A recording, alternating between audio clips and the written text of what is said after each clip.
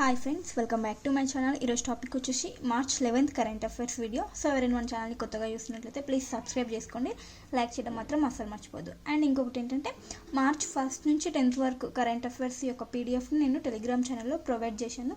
So కొత్తగా ఎవరైనా చూస్తున్నట్లయితే టెలిగ్రామ్ ఛానల్ లింక్ వచ్చేసి నేను డిస్క్రిప్షన్ బాక్స్లో ఇస్తాను. మీకు కావాలి అనుకుంటే టెలిగ్రామ్ ఛానల్ని విజిట్ చేయండి. ఇంకా లేట్ చేయకుండా టాపిక్లోకి వెళ్తే కనుక ఫస్ట్ కరెంట్ అఫైర్ వచ్చేసి శంషాబాద్ విమానాశ్రయానికి ఒక ప్రతిష్టాత్మక అవార్డు అంటే బెస్ట్ ఎయిర్పోర్ట్గా అవార్డు రావడం జరిగింది. ఆసియా పసిఫిక్ ప్రాంతంలోనే ఒక బెస్ట్ ఎయిర్పోర్ట్గా ఈ శంషాబాద్ విమానాశ్రయానికి ఈ అవార్డు అనేది రావడం జరిగింది. సో ఏ సంస్థ దీన్ని ఇస్తుందంటే ఎయిర్పోర్ట్ కౌన్సిల్ ఇంటర్నేషనల్. ఈ సంస్థ వచ్చేసి ఒక సర్వే నిర్వహించిన ఆధారంగా ఈ అవార్డు అనేది ఇవ్వడం జరిగింది. సంస్థ వచ్చేసి ఎయిర్పోర్ట్ కౌన్సిల్ ఇంటర్నేషనల్. నెక్స్ట్ ఆ సర్వే ఏం చేసిందంటే ఎయిర్పోర్ట్ సర్వీస్ క్వాలిటీ సర్వే అనేది నిర్వహించి ఈ బెస్ట్ ఎయిర్పోర్ట్ అనే అవార్డుని ఏ ఎయిర్పోర్ట్కి ఇవ్వడం జరిగిందంటే శంషాబాద్ విమానాశ్రయానికి ఈ అవార్డు అనేది ఇవ్వడం జరిగింది. సో ఈ శంషాబాద్ విమానాశ్రయంలో 2024 ఇయర్లో 15 నుంచి 25 మిలియన్ల ప్రయాణికులు ప్రయాణించడం జరిగిందంట. సో విమానాశ్రయం యొక్క సర్వీసెస్ అనేది బెస్ట్గా ఉండడం చేత ఈ అవార్డు అనేది ఇవ్వడం జరిగింది. అంటే క్లీనింగ్ మొత్తం అన్ని రకాల కేటగిరీస్ని కలుపుకొని అవార్డు అనేది ఇవ్వడం జరుగుతుంది. నెక్స్ట్ కరెంట్ అఫైర్ కామన్వెల్త్ క్రీడల సమాఖ్య CGF కామన్వెల్త్ గేమ్స్ ఫెడరేషన్ అనేది ఏదైతే ఉందో ఆ నేమ్ని చేంజ్ చేస్తున్నారనమాట. సో ఏంటి నేమ్ చేంజ్ చేశారంటే కామన్వెల్త్ స్పోర్ట్స్గా మార్చడం జరిగింది. కామన్వెల్త్ క్రీడల సమాఖ్య అనే పేరైతే ఏది ఉందో దాన్ని ఇప్పుడు కామన్వెల్త్ స్పోర్ట్స్గా పిలవడం జరుగుతుంది. సో ఈ నేమ్ చేంజ్ అయితే మార్చ్ 10th చేయడం జరిగిందనమాట. సో దీని యొక్క స్పెషాలిటీ ఏంటంటే కామన్వెల్త్ క్రీడల దినోత్సవం అనమాట March 10th. So March 10th 2025 ఈ ఇయర్న ఆ నేమ్ అనేది చేంజ్ చేయడం జరిగింది. కామన్వెల్త్ స్పోర్ట్స్గా పిలువవుతారనమాట. ఇప్పటి నుంచి CGF కాదు, కామన్వెల్త్ స్పోర్ట్స్గా పిలవడం జరుగుతుంది. అండ్ ఇంకొకటి ఏంటంటే 2026 ఇయర్లో కామన్వెల్త్ క్రీడలు అనేవి జరగబోతున్నాయి. ఎక్కడ అంటే గ్లాస్గో వేదికగా ఈ గేమ్స్ అనేవి జరగబోతున్నాయి. సో గుర్తుంచుకోండి, కామన్వెల్త్ క్రీడల సమాఖ్య CGF ఏదైతే ఉందో దాని యొక్క నేమ్ అనేది చేంజ్ చేయడం జరిగింది. ఏంటి అంటే కామన్వెల్త్ స్పోర్ట్స్గా. Next current affair Assam state వచ్చేసి తన సొంత ఉపగ్రహాన్ని ప్రయోగించబోతుంది. సో ఇలాంటి ప్రయోగం చేపట్టడంలో భారతదేశంలోని మొట్టమొదటి రాష్ట్రంగా అస్సాం స్టేట్ నిలవడం జరిగింది. అంటే ఒక తన స్టేట్ వచ్చేసి సొంతంగా ఒక ఉపగ్రహాన్ని ప్రయోగించే కేటగిరీలో భారతదేశంలోని మొట్టమొదటి రాష్ట్రంగా నిలిచిన రాష్ట్రం అస్సాం నిలిచింది. సో ఉపగ్రహం నేమ్ వచ్చేసి అస్సాం శాట్ అనే ఉపగ్రహాన్ని ప్రయోగించబోతుంది. సో ఇది వచ్చేసి సామాజిక, ఆర్థిక మరియు సరిహద్దు భద్రత కోసం, డేటా యాక్సెస్ కోసం మెరుగుపరచడానికి ఈ ఉపగ్రహాన్ని ప్రయోగించున్నాను. సో ఈ ఉపగ్రహం దేనికి హెల్ప్ చేస్తుంది అంటే వ్యవసాయానికి సంబంధించి విపత్తు నిర్వహణ అండ్ మౌలిక సదుపాయాలు, భద్రతలకు మెరుగుపరచడానికి ఈ శాటిలైట్ వచ్చేసి మద్దతునివ్వడం జరుగుతుంది ఈ విభాగాలలో. Next current affair Honda cars India new president and CEOగా. ఏదైతే జపాన్ యొక్క సంస్థ ఉందో హోండా అనే సంస్థ ఉంది కదా, ఆటోమొబైల్ దిగ్గజ సంస్థ, దాని యొక్క అనుబంధ సంస్థ ఇదన్నమాట హోండా కార్స్ ఇండియా. ఇది దీని యొక్క అనుబంధ సంస్థ. సో దానికి న్యూ ప్రెసిడెంట్ అండ్ CEOగా ఎవరిని నియమించారంటే తకాషి నకాజిమాని CEOగా నియమించడం జరిగింది. నెక్స్ట్ భారతదేశం వచ్చేసి రష్యాతో ఒక ఒప్పందాన్ని కుదుర్చుకుంది. దేని కొరకు అంటే యుద్ధ ట్యాంకుల కోసం ఇంజన్స్ అనేవి అవసరం ఉంటాయి. సో ఆ ఇంజన్ల కొనుగోలు కోసం రష్యాతో ఒక ఒప్పందం అనేది కుదుర్చుకోవడం జరిగింది. సో రష్యాలోని సంస్థ ఏది అంటే రొసోబోరోనెక్స్ పోర్ట్ అనే ఒక సంస్థతో ఇంజన్ల కొనుగోలు కోసం మన భారత్ రష్యాతో ఒక ఒప్పందాన్ని కుదుర్చుకుంది. ఎంత ఒప్పందం వర్త్ అంటే 248 మిలియన్ల ఒప్పందంతో ఈ ఇంజన్ల కొనుగోలు కోసం 1000 HP ఇంజన్ల కొనుగోలు కోసం ఈ ఒప్పందాన్ని చేయడం జరిగింది. ఒప్పందంపై సంతకం చేయడం జరిగింది. సో గుర్తుంచుకోండి, దేనికోసం అంటే యుద్ధ ట్యాంకుల కోసం ఇంజన్స్ అనేవి అవసరం. సో ఆ ఇంజన్ల కొనుగోలు కోసం రష్యాతో ఒప్పందాన్ని కుదుర్చుకుంది. నెక్స్ట్ కరెంట్ అఫైర్ కోచ్ రాంబాంక్షిలు. ఇవి ఒక తెగ అన్నమాట. వీళ్ళు అస్సాం స్టేట్లో ఉన్నటువంటి ఒక తెగ. కోచ్ రాజ్ బాంక్షిల్ అనే వాళ్ళు ఒక తెగ అన్నమాట. సో వాళ్ళకి కొన్ని డిమాండ్స్ అనేవి ఉండడం జరిగింది. అదేంటంటే వాళ్ళు ఇప్పుడు ఓబీసీ అస్సాంలో వచ్చేసి వాళ్ళ కేటగిరీ ఏంటంటే ఓబీసీ కేటగిరీలో వాళ్ళు ఉన్నారు. వాళ్ళని ఇప్పుడు ST హోదా కిందకి ST కేటగిరీలోకి వారిని చేర్చాలని, షెడ్యూల్డ్ ట్రైబ్స్ క్యాస్ట్లోకి వాళ్ళని చేర్చాలని వాళ్ళు డిమాండ్ అనేది చేయడం జరుగుతుంది ఈ రాజ్ బాంక్షీలు అనే తెగ. సో అండ్ ఇంకోటి అంటే వాళ్ళకి ప్రత్యేక స్టేట్ కావాలని కూడా డిమాండ్స్ అనేవి కోరుతున్నారు. అంటే సో ఈ డిమాండ్స్ని ఈ తెగ వాళ్ళు న్యూస్లో ఉన్నారు. సో ఏ స్టేట్కి సంబంధించిన వాళ్ళు అంటే రాజబాంక్షీలు అంటే అస్సాం స్టేట్కి సంబంధించిన వాళ్ళు. అస్సాంలో ఎక్కువగా ఉన్నారు వీళ్ళు. నెక్స్ట్ కరెంట్ అఫైర్, సాట్ కోషియా టైగర్ రిజర్వ్. సాట్ కోషియా టైగర్ రిజర్వ్ ఇది ఎక్కడ ఉంది అంటే ఒడిశా రాష్ట్రంలో ఉంది సాట్ కోషియా టైగర్ రిజర్వ్.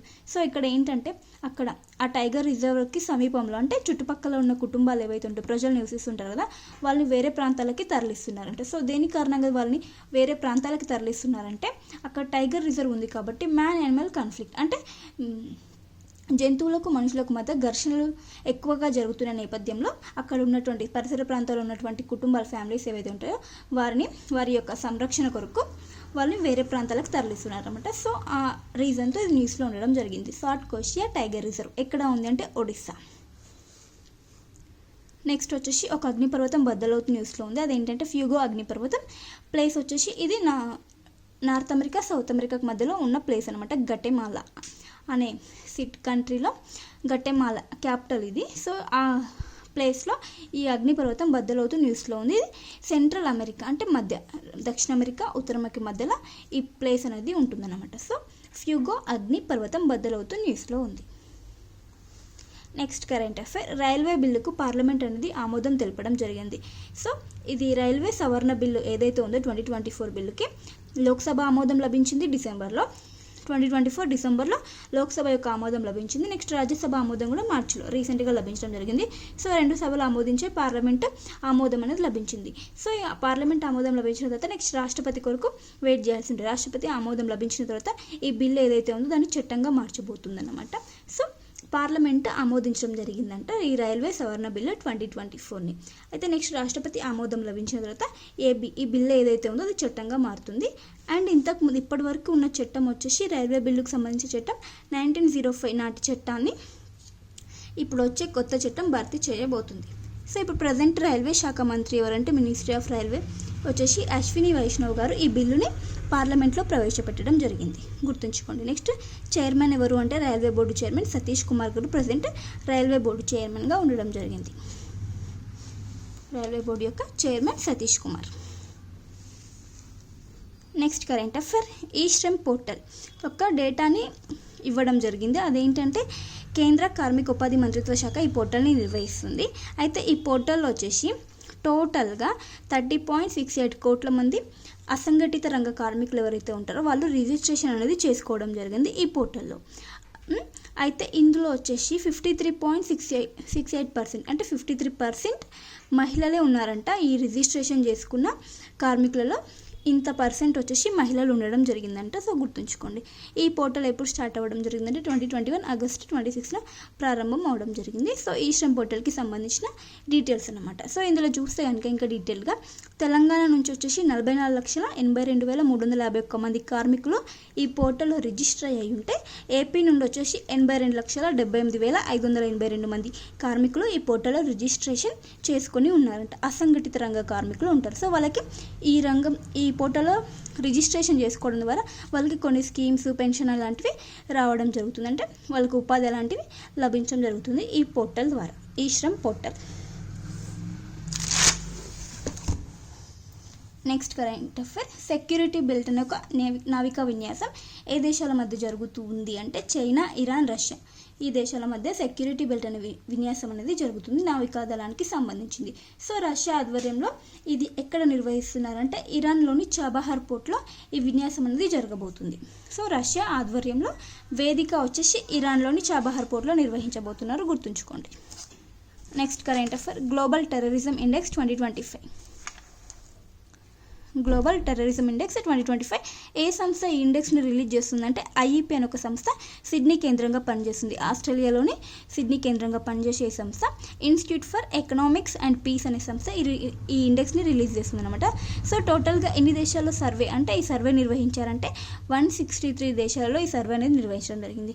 సో దీని పరంగా ఏం చెప్తున్నారంటే ఈ ఉగ్రవాదంతో ప్రభావితమైన దేశాల సంఖ్య ఎంత ఉందంటే 58 నుంచి 66కి పెరగడం జరిగిందంట. అంటే ఉగ్రవాదంతో ప్రభావితం ఎఫెక్ట్ అయ్యే కంట్రీస్ టోటల్గా 58 నుంచి 66 అనేది పెరగడం జరిగింది అన్నట్టు ఈ ఇండెక్స్ అనేది చెప్పడం జరుగుతుంది. Global terrorism index 2025.